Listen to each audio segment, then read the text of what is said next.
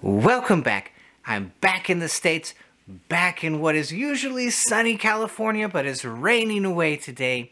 Today I want to talk about how we can relax the face to go deep in meditation.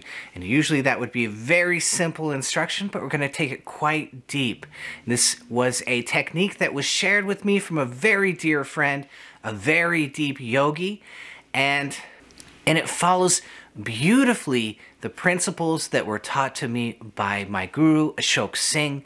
And so I want to demonstrate all of that to you so you can take this technique in your deepest moment and apply it to go even deeper.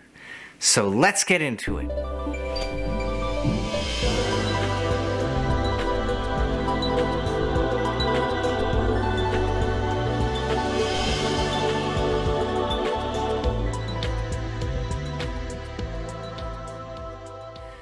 So the first thing we want to do in our meditation is set the table. We want to enter into our deepest state. So that might mean we need to do some heart rate variability, some sitting very still, some noticing of any of the four proofs.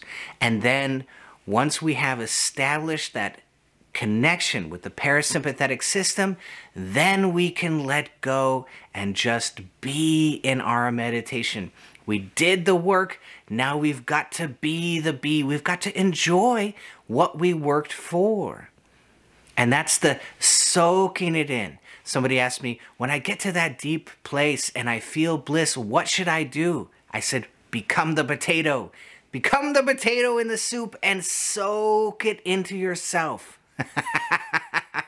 So I hope that gives you an image that you can't take out, right?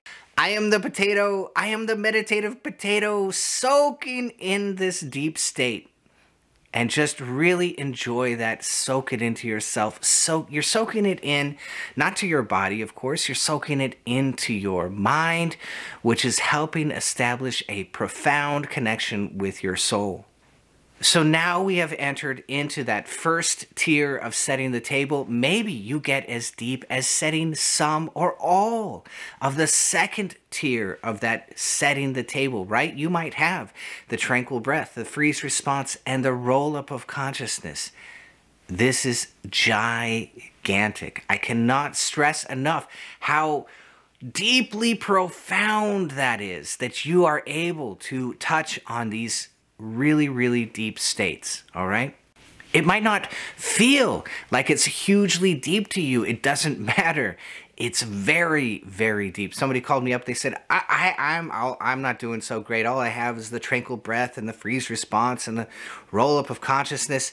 And I almost reached through the phone to shake him and go, do you know how long it took for me to find all of that? And of course, if you have a good teacher and they set you up correctly, then you should go much quicker than your teacher ever went. And that's the whole idea. Ashok wonderfully told me that every chakra has an origin and a doorway. Okay, this is the principle. Every chakra has an origin and a doorway. And what does that mean? Well, when you come to the doorway, you open up your door and you go out to the world. You go out and meet people. You go out and interact with the world around you. And then you come home and you sip your tea and you get your little book and you sit in your nice chair and you just enjoy the origin of your home, right? That's the origin of the chakra, which is close to the spine, which is the dorsal vagal complex, and the doorway is the front of the body, right? And I've talked about the digestive response and the ventral vagal right here in the front of the body, right? So we're going away from the ventral vagal and backwards to the dorsal vagal. And that explains medically what is taking place with what Ashok was telling me. You have an origin and you have a doorway. So specifically with the spiritual eye, he told me the doorway of the spiritual eye is where you go out and you have visions and you encounter powers, all right? And that's okay. But a lot of times the Kriya Yogi just wants to keep going deep. It's not about visions and powers. That's okay. Those are kind of, sweets on your journey. But sometimes we just need to eat the main course, and that's going backwards. That's going back to the origin in the chakra. And so for the Ajna chakra, that is going to be the medulla, or right above the medulla. That's the place we want to be. And so this technique is going to follow this principle of going to the origin in meditation. When we rest in the origin, we will have much, much more profound tranquility, which will enable us to let go much more deeply, which will enable our deepest meditative moments. All right? So we've set the table, we've entered into our deepest possible state. Maybe we've been here before, and this is our deepest state we get to every time in meditation because we know how to get here. We know how to do heart rate variability resonance.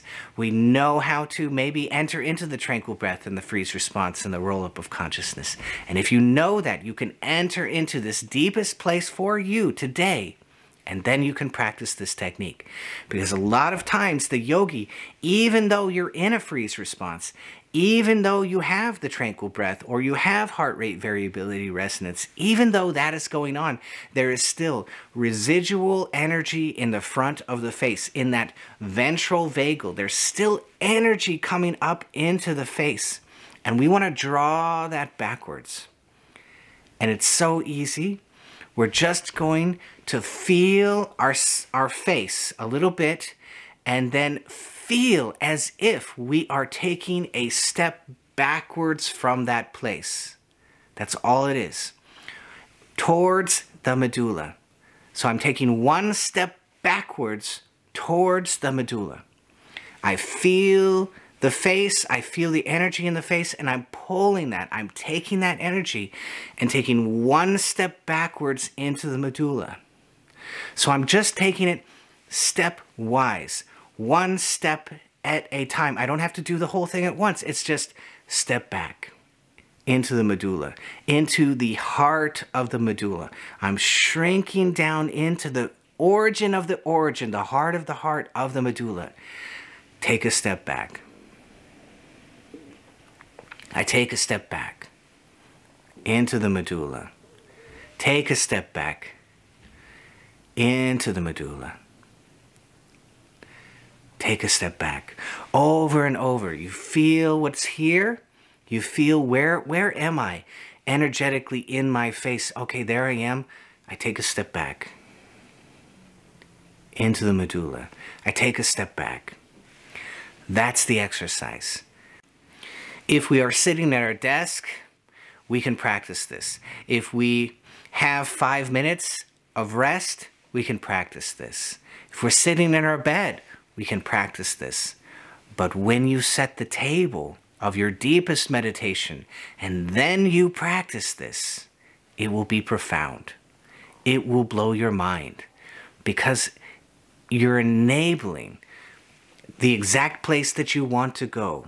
You're enabling the deepest parasympathetic response, and you are letting go of your identification with the outward world and the front of the body. So a lot of yogic systems, they concentrate so much on the spiritual eye that it creates an association with the outward world, with the ventral vagal, with going out instead of going deeply within. And this little tiny technique will reverse that problem.